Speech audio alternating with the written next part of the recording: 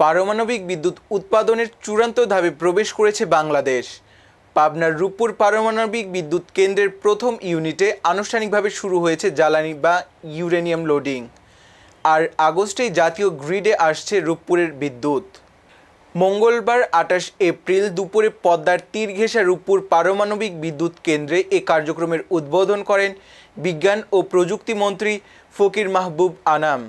এরপর নানা ধাপ পেরিয়ে বিভিন্ন পরীক্ষা নিরীক্ষার শেষে আগামী বছর ফেব্রুয়ারিতে পূর্ণাঙ্গ বিদ্যুৎ উৎপাদনে যাবে রূপপুরের প্রথম ইউনিট। এর মধ্য দিয়ে বিশ্বের ৩৩তম পারমাণবিক শক্তি ব্যবহারকারী দেশ হিসেবে নাম লেখালো বাংলাদেশ। জ্বালানি লোডিংয়ের মধ্য দিয়েই মূলত এই কেন্দ্র থেকে ধাপে ধাপে শুরু হবে বহুল কাঙ্ক্ষিত সেই বিদ্যুৎ উৎপাদন। এতে একবার জ্বালানি লোডিং এর পর তা দিয়ে চলবে টানা ১.৫ বছর। ফলে অন্যান্য বিদ্যুৎ কেন্দ্রের মতো তেল, গ্যাস কিংবা কয়লা কেনার ঝুঁকি ঝামেলা নেই। ১.৫ বছর পর ১/৩ করে জ্বালানি পরিবর্তন করতে হবে। এছাড়া রূপপুরের দুটি ইউনিটের প্রতিটির উৎপাদন ক্ষমতা ১২০০ মেগাওয়াট।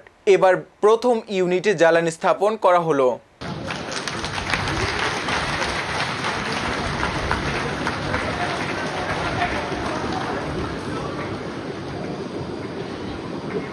আপনারা স্ক্রিনে দেখতে পাচ্ছেন লোডিং হচ্ছে ইউনিট ১ ফিজিক্যাল স্টার্টআপ পারমাণবিক জ্বালানি লোডিং কার্যক্রম।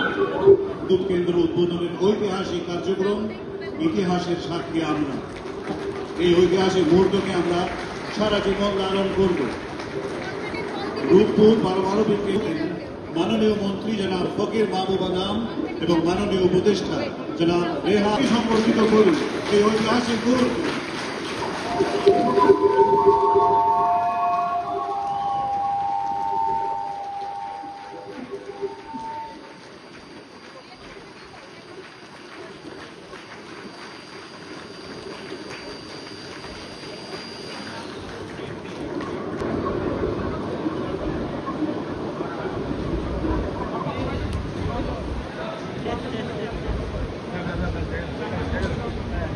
এই শুভ উদ্বোধনের মধ্য দিয়ে বাংলাদেশ প্রবেশ করল এক নতুন যুগে।